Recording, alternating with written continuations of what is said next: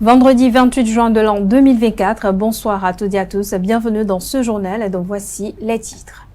Le parti politique Union progressiste, le Renouveau UPR, a enregistré des défections massives ce jeudi à Porto Novo. Au total, 56 militants des 405 ont officiellement déposé leur lettre de démission. Plus de détails dans cette édition. Le bras de fer entre le Bénin et le Niger se poursuit avec peut-être moyen d'apaisement grâce aux bons offices des deux anciens chefs d'État béninois. Une situation qui ne laisse pas indifférent et préoccupe bon nombre de citoyens béninois. À suivre dans ce journal, quelques-uns qui proposent des pistes de solutions. En sport, Eweje Football Club a réalisé l'exploit de monter en 3e division dès sa première saison d'existence. Opposé en finale des championnats départementaux à l'AS Dauphin, le club du plateau a pris le dessus au tir au but après un score nul d'un but partout. Retournons sur le parcours de l'équipe dans ce journal. L'École supérieure d'administration, d'économie, de journalisme et des métiers de l'audiovisuel ESAE offre de nouveaux challenges pour l'année universitaire 2023-2024. Étudiantes et étudiants, parents d'élèves nouveaux bacheliers, ESAE, c'est la garantie d'une formation de qualité à des conditions très avantageuses. À Gbedjromede, à Papa, à Boumekalavi Parakou, inscrivez-vous en administration générale, administration du travail et de la sécurité sociale, trésor et finances publiques, impôts, diplomatie et relations internationales, journalisme et métiers de l'audiovisuel, gestion des marchés publics, planification et développement local, sciences économiques, sciences juridiques et toutes les filières des sciences de gestion. ESAE vous offre des bourses, demi-bourses et de réductions pour les premières inscriptions dans toutes ces filières. Waouh! En licence 1, 2 et 3 et en master, bénéficiez jusqu'à 50% de réduction sur tous nos sites. N'est-ce pas génial? Infoline. ESAE Gbedjromede, 3e rue à droite en quittant le carrefour Le Jador pour la BIBE Jéricho ou au plus 229 90 93 65 21 98 98 14 00 à Kpakpa au plus 229 52 88 33 33 à Boumekalavi au plus 229 52 88 44 44 Parakou au plus 229 52 46 12 12. ESAE, l'excellence à un an.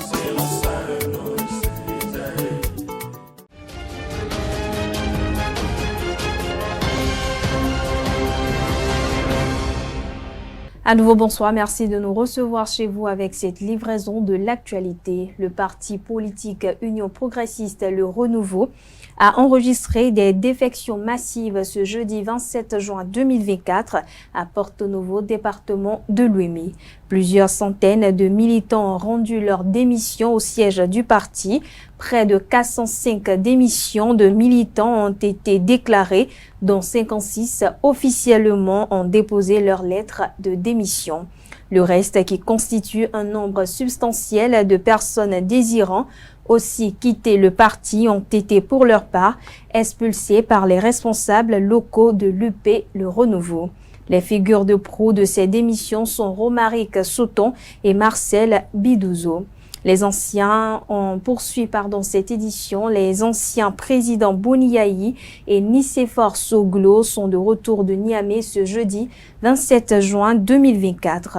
Les deux personnalités ont mené une mission de médiation dans la crise entre le Bénin et le Niger. Boniaï et Nicéphore Soglo ont échangé avec le chef de la junte au pouvoir, le général Abdourahmane Tiani, sur la réouverture de la frontière côté du Niger et du pipeline. Les fruits de la mission de médiation menée par les anciens présidents du Bénin restent encore inconnus. Toutefois, une source nous informe que lors de cette rencontre avec le chef de la junte au pouvoir, le général Abdourahmane Tiani, deux sujets majeurs ont été abordés. Il s'agit de la réouverture de la frontière entre les deux pays du côté du Niger et le dossier pipeline. Selon une source bien introduite, le président nigérien n'est pas fermé à un geste en faveur de l'ouverture des frontières nigériennes pour soulager les populations des deux pays. À en croire la même source, le général Abdourahmane Tiani et son équipe entendent rester extrêmement vigilants aux abords des frontières au cas où ils décident de les ouvrir. En ce qui concerne le dossier du pipeline Niger-Bénin pour l'écoulement et l'exportation du pétrole brut nigérien, la même source rapporte que le dirigeant nigérien a confié au médiateur avoir pour le moment refermé le dossier. Dans le même registre, le bras de fer entre le Bénin et le Niger se poursuit et pour une sortie de crise, quelques citoyens rencontrés dans la ville de Cotonou ont proposé des pistes de solutions. Suivons-en quelques-uns au micro de Quentin Amousso et Elvic Rumbeto. Quand on parle de la CEDEAO, il y a la CEDEAO politique et il y a la CEDEAO des citoyens. Si vous ne pouvez pas régler le problème sur le plan politique avec les gens qui sont en haut, venez vers nous, population, qui sommes des pays émanant de la CEDEAO. Nous, on n'a rien. Les populations n'ont rien entre eux.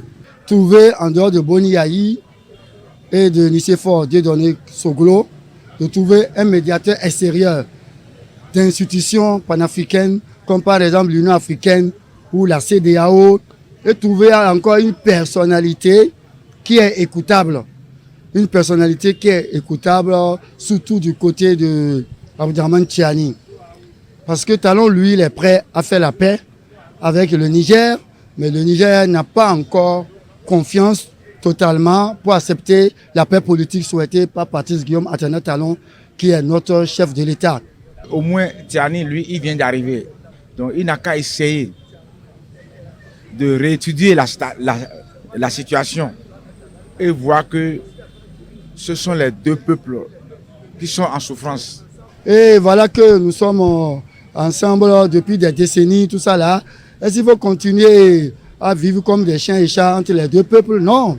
Est-ce qu'il faut continuer à faire en sorte que la mauvaise relation tue nos économies? Non.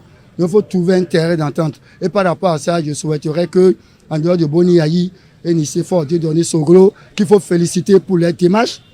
Il faut féliciter leur démarche. Qu'on trouve l'Union africaine. Ce qui est malheureux en Afrique, c'est ça. Quand les pays ont des querelles là, les institutions ne disent rien. Personne ne dit rien. On attend le pays pour faire sapeur-pompier. C'est ce qui n'est pas bien chez nous en Afrique. Ici, normalement, l'Union africaine devait intervenir.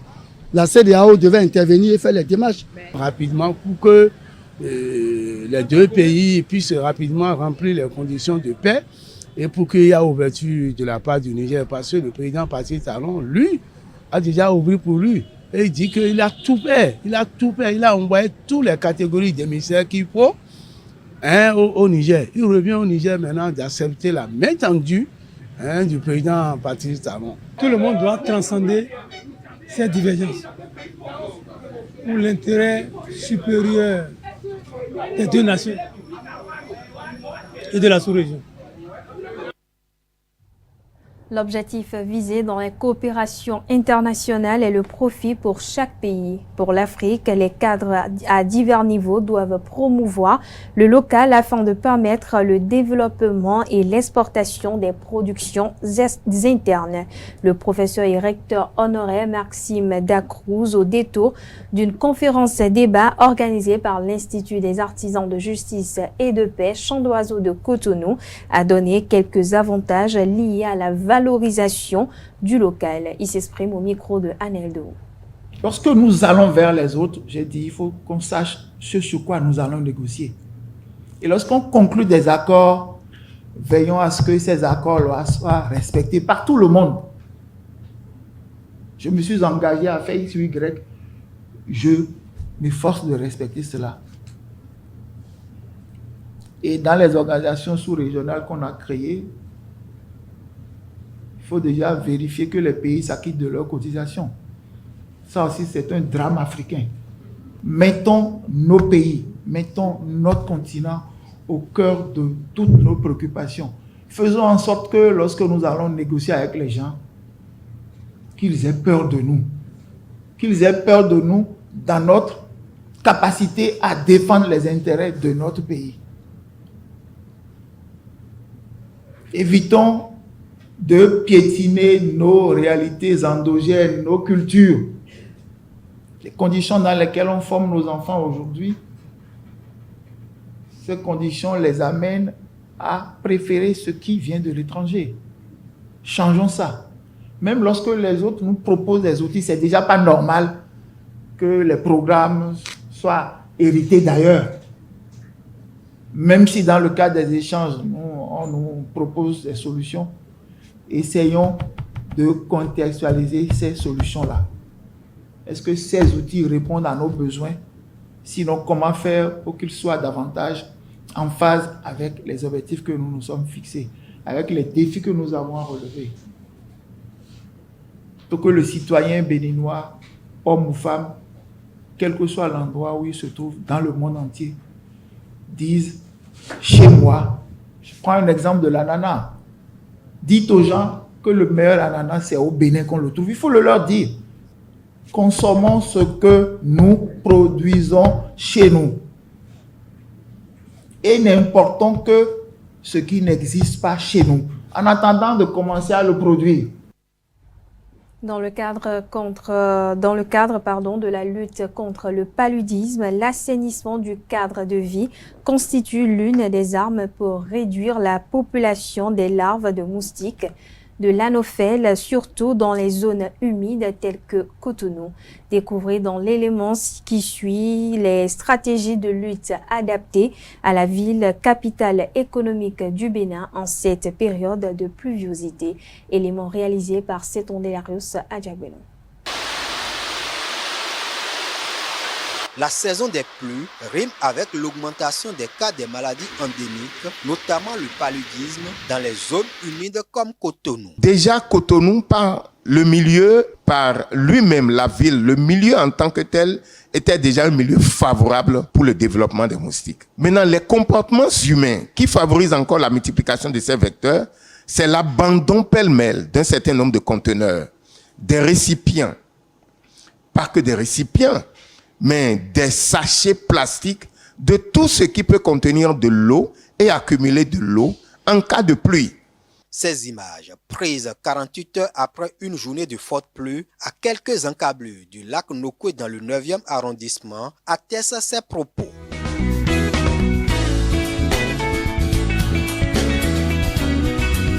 Pour limiter la prolifération de l'anophèle, les riverains assainissent par moments ce cadre. On essaie d'enlever les mauvaises herbes, d'enlever les herbes plutôt, et on essaie de trouver un peu de caillasse et du sable pour pouvoir aménager un peu la devanture. Avec l'urbanisation et la démographie, les méthodes de pulvérisation spatiale et intradomestique ne sont plus adaptées à Cotonou comme stratégie de lutte contre le paludisme. Alors, les ménages prennent des mesures individuelles préventives. À partir de 18h, 19h, c'est en ce moment qu'on voit les moustiques rentrer dans les chambres. Donc, nous sommes obligés de fermer la porte pour pouvoir éradiquer un peu l'envahissement des moustiques dans la chambre. Même en début de journée, les enfants doivent rester sous la moustiquaire pour se protéger contre les moustiques. L'asphaltage et autres projets d'assainissement et d'aménagement mis en œuvre à Cotonou dans le cadre du programme d'action du gouvernement PAG contribuent à l'éradication des habitats naturels des larves de moustiques. Quand vous allez à certains endroits aujourd'hui, vous ne retrouvez plus les larves comme on les retrouvait par le passé. Donc, il faut faire l'assainissement, drainer les eaux. Je crois que c'est les meilleures solutions que l'on pourrait utiliser aujourd'hui pour pouvoir lutter contre les vecteurs dans la ville de Cotonou. Dans le cadre de la lutte contre les vecteurs dans le Grand Nokoué, il y a des projets qui sont en vue mais qui ne sont pas encore mis en œuvre. Depuis avril 2024, le Bénin a introduit le vaccin contre le paludisme dans son programme élargi de vaccination. Protéger les enfants à travers cette méthode préventive, cela est un gain. En plus, avec les autres méthodes de lutte préventive telles que l'utilisation des moustiquaires, les méthodes d'utilisation des répulsifs que nous avons. Et les localités, les pays où les essais vaccinaux ont été réalisés, donc ont montré une baisse significative de l'incidence du paludisme. malgré des actions à fort impact, le paludisme, maladie évitable et guérissable, demeure un problème majeur de santé publique. Les Iraniens sont appelés à voter pour élire le nouveau président de la République islamique ce vendredi 28 juin 2024. Un scrutin organisé dans l'urgence après la mort du président Ibrahim Raïssi il y a un peu plus de mois. C'est également le deuxième rendez-vous électoral après le mouvement Femmes, Vie, Liberté qui a fait trembler la République iranienne. Quels sont les enjeux de la présidentielle de ce vendredi 28 juin? Élément de réponse avec Martial Akwete, analyste géopolitique. Il s'exprime au micro de Francis Farami et Nansirine Fatoumi. Ce sont des élections, on les appelle des élections anticipées, compte tenu de la situation qui a eu lieu, la mort du président Ibrahim Raïssi, et il est important de trouver un leader pour le pays, quelqu'un qui pourrait être le président de la République.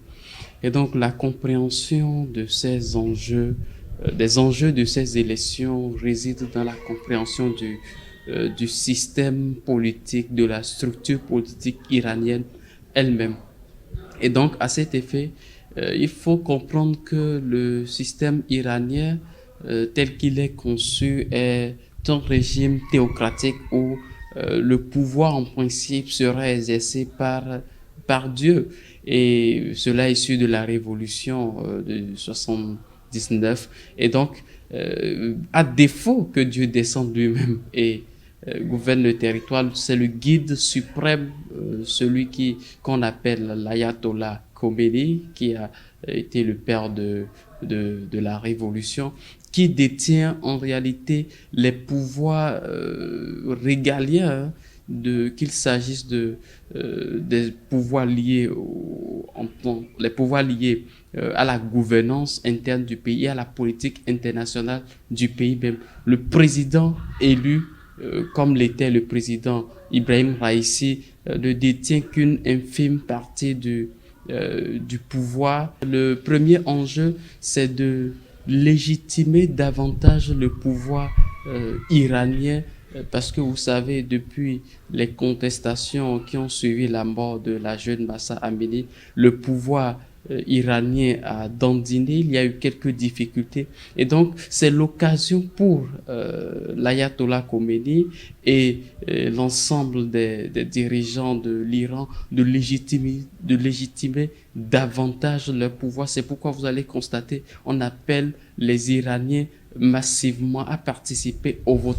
Non seulement cet enjeu est crucial pour l'Iran, mais le deuxième enjeu, c'est de pouvoir trouver quelqu'un qui puisse être en accord, qui puisse être dans la stricte ligne droite avec le guide suprême, l'ayatollah Khomeini. Quand nous voyons les candidatures, nous voyons qu'il y a d'un côté un réformateur et les deux autres qui sont des conservateurs ou ultra-conservateurs. Et donc quand on prend ce schéma-là, on voit que ceux qui sont censés la personne ou les personnes qui sont censées être davantage du côté de l'ayatollah Khomeini, le guide suprême, ce sont bien les conservateurs et les ultra-conservateurs. Et donc cet enjeu serait de tout faire pour que ces personnes-là soient élues, ou cette personne soit élue dans le rang des conservateurs ou des ultra-conservateurs, pour permettre une certaine fluidité entre le guide suprême et évidemment le président qui va suivre, étant donné que le président Raïssi a été lui-même quelqu'un de très loyal envers le guide suprême. Forum Afrique Monde Bénin organise au mois de septembre à Cotonou des rencontres pour informer les postulants au sujet des processus d'immigration au Canada. Gilus Adé, le point focal au Bénin, donne des précisions au micro de Carles Kitoumé. À partir de septembre, et plus précisément à partir du 29 septembre, il y a une délégation de Québec international qui a décidé de venir en Afrique, mais à cibler 3 pays, à savoir le Togo, le Cameroun et le Bénin. Donc, conjointement, il y aura une mission d'une délégation de 30 personnes qui viendra au Bénin pour une durée d'une semaine pour d'abord travailler sur la mission de recrutement. Alors, en quoi consiste cette mission de recrutement? Cette mission de recrutement a plusieurs axes. Il y a le premier axe qui concerne ceux qui désirent immigrer, même pour travailler au Canada. Et pour participer, c'est à travers le site de Québec International et avec tout le processus qu'il faut. Et par la suite, participer à la sélection proprement dit qui se fera en présence de ces acteurs qui constituent la délégation canadienne. En dehors du processus de recrutement, la mission a orienté ses actions sur les acteurs du système éducatif et de la formation professionnelle.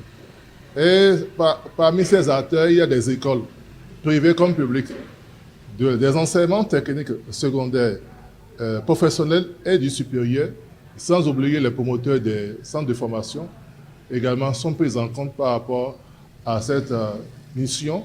Et ceci, c'est à travers la soirée de réseautage qui est prévue le 29 septembre prochain. Donc, en dehors de la soirée de réseautage, il y a également une mission d'affaires au Canada du 4 au 16 novembre prochain. Et cette mission au Canada concerne bien les acteurs du système éducatif et de la formation professionnelle, même aussi les chercheurs, les entrepreneurs également, qui ont les moyens, peuvent également s'ajouter à la danse, mais seulement que ici, les charges sont c'est eux-mêmes qui vont supporter les charges pour pouvoir voyager. On parle éducation à présent, c'est pratiquement la fin de l'année académique 2023-2024 et les vacances qui commencent. De quoi s'occupent les jeunes étudiants pendant les vacances, job de vacances, loisirs, spectacles ou vacances ailleurs? Interrogés sur ces questions, quelques jeunes étudiants de la ville de Parakou se sont prononcés. On les écoute au micro de Constantine Arwandinou et Samuel Aguiar. D'abord, je suis venue de Cotonou. Donc mes parents sont à Cotonou. Et j'ai divisé les vacances en 2 temps. D'abord, je vais faire un stage de 1 mois. Et ensuite, je vais essayer de trouver... Comment on va dire ça maintenant? Je vais trouver un job, quoi. Au moins pour trouver de l'argent pendant le temps, là. Donc c'est comme ça que je me suis préparée pour les vacances. Je suis en freelance. Donc je vais continuer à bosser dans mon activité. Et c'est l'occasion, les vacances, bien sûr, de pouvoir se concentrer uniquement sur ça. Surtout si voilà, vous êtes étudiant, que vous avez des cours en parallèle. Les vacances, c'est le moment vraiment de se concentrer sur son activité et de la faire, je vais dire, fructifier. Voilà, nous sommes déjà à la fin de l'année et chacun commence par aller en vacances déjà. Et selon moi, j'ai déjà tout planifié. D'abord, je quitte le Sud pour les études universitaires à Parakou. Maintenant, vu le mouvement du 6, je préfère rester ici pour vivre mes vacances.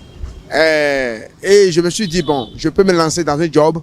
Ça peut être un job de restaurant. Rester là pour servir les gens. À la fin, je prends mon argent jusqu'à... Comme c'est uniquement les 17 heures, ça commence. Et ça prend fin. 1 heure, 2 heures comme ça. Donc, je dors dans la journée, je me rêve et je me lève. Et que bon, je mange, je distrais un peu quelque temps et je reviens. Bon, je dirais qu'il y a un peu de tout. Et il y a certains qui vont s'intéresser au job de vacances pour pouvoir faire quelques économies et aussi pouvoir s'offrir quelques trucs, quelques loisirs pendant les vacances. Il y a ceux qui iront aider leurs parents dans les champs, surtout si leur famille vit de travaux champêtres. Et certains qui vont s'intéresser à des formations. En tout cas, il y a un peu de mélange de tout dans Parakou. Pour les vacances, je pense que bon, je vais prendre un peu de mes vacances pour aller aider les parents et après revenir pour faire un peu de job. Bon, juste là, chez nous, on n'aura pas... Notre temps de vacances ne sera pas trop long comme pour les autres facultés. Étant donné qu'on n'a pas encore fini l'année, on n'a pas encore fini les sessions et autres, ça nous reste encore les sessions de rattrapage alors qu'on n'a pas encore eu les résultats de la session normale. Ce qui fait que à peine on aura 1 mois de vacances à faire. Mais pour ces 1 mois de vacances, je pense rejoindre mes parents pour pouvoir les aider un peu.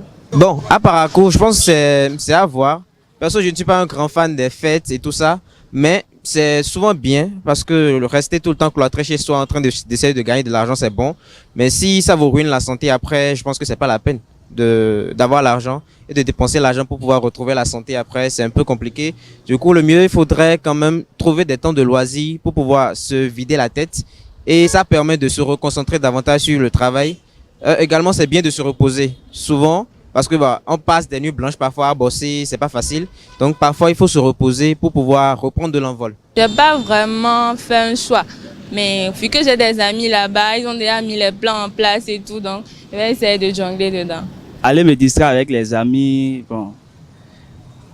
Et aussi profiter un peu des vacances et tout. Un peu de divertissement, les jeux vidéo et autres. J'irai à Cotonou. Si j'ai passé toute l'année ici à Parakou, pourquoi ne pas aller voir ailleurs, à Cotonou, dans une autre ville? Ici, je suis seule ici et bon, la plupart de mes camarades aussi voyagent pour les vacances, aller chez les parents. Donc je ne me vois pas rester seule ici pour dire que je vais encore passer les vacances alors qu'il y a déjà fait 9 mois ici, presque. Bon, je pense que c'est de façon générale, hein, de pas trop rester quand même dans le boulot, mais de pas trop s'amuser aussi, d'essayer de trouver un juste milieu. L'expression belle-mère fait référence à la mère d'un ou d'une conjointe. Quelle relation entretenir avec cette dernière et quelle place accorder à sa belle-mère dans le fonctionnement d'un ménage? À ces différentes questions, quelques citoyens rencontrés dans la ville de Cotonou ont répondu. Ils s'expriment au micro de Quentin Amonso et Elvic Rumpeto. Un homme qui a vu que son belle-mère est vivante, si ce dernier a les moyens, il doit respecter sa belle-mère et l'aider dans tous ses problèmes, santé, manger, tout. Ma belle-mère est ma maman. Donc ce que je dois à ma maman, c'est ça, même chose je dois à ma belle-mère. Seulement qu'il y a un peu de différence. Parce que ma belle-mère ne peut pas connaître tous mes secrets. Mais ma maman peut connaître presque tous mes secrets. Quand vous parlez d'une belle-mère, si vous êtes réellement marié, excusez-moi si vous savez ce qu'on appelle réellement marié, hein? La maman de ta femme, c'est son enfant qu'on t'a donné ou bien qu'elle a donné. Si tu arrives à satisfaire la femme, son enfant à elle, moi je ne vois pas quelle place il faut la donner. En dehors, omis le respect qu'elle a droit. Sinon, les belles-mères, il y a d'autres qui exagèrent parce que si tu n'as pas de l'argent, ils ne veulent pas que leur enfant marie quelqu'un qui n'a pas de l'argent. Hein, parce que tout le monde veut là où il y a du bien. Donc, sur ce point, belle-mère, il faut savoir les chérir aussi. Et moi, ma belle-mère est paralysée. Je suis allé au village la ramener au dos. Je l'ai mis au dos sur moto de Togo jusqu'à Cotonou. Elle est restée avec moi pendant 8 mois, où elle se relevait seule, marchait seule.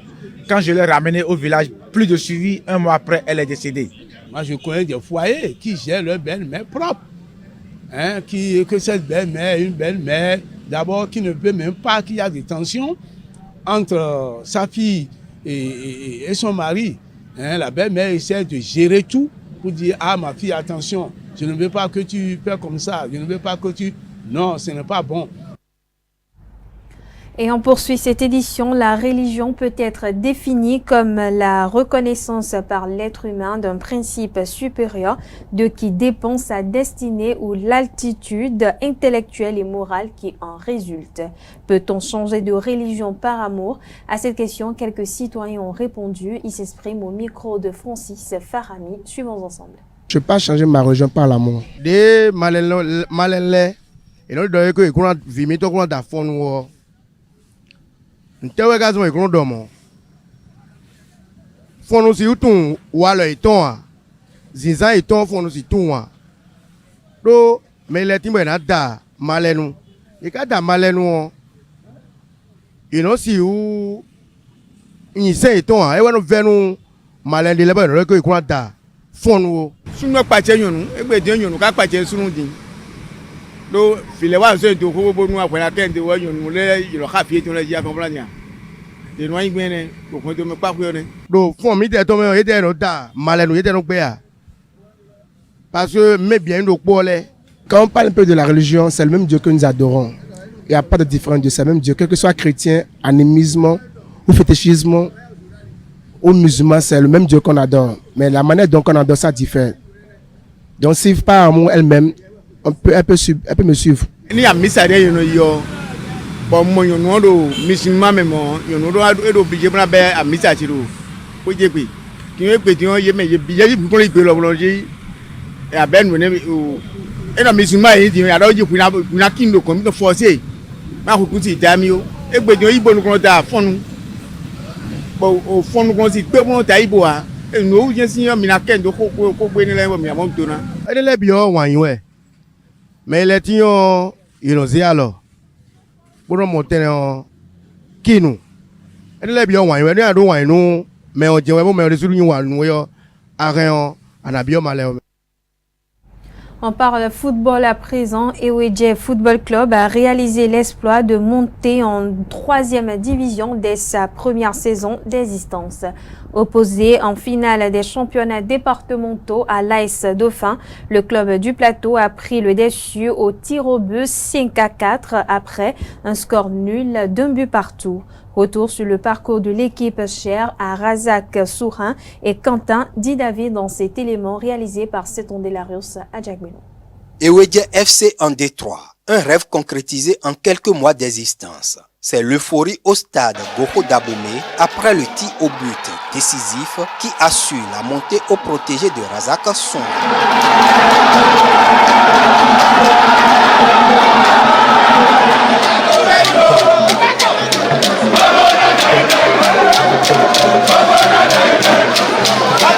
Le suspense des épreuves des nerfs ajoute encore plus de sensations à la prouesse. EUD FC domine son adversaire, AS Dauphin de Cotonou, 5 tirs à 4.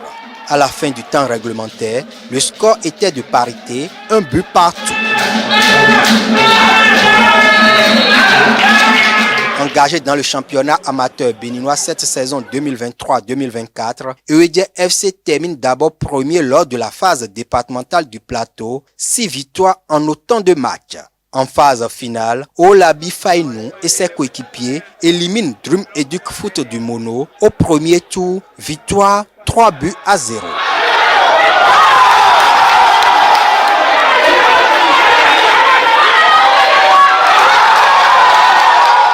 Au tour suivant, le club bat AS Lagarde de l'Atlantique, 1 but à 0 en demi-finale.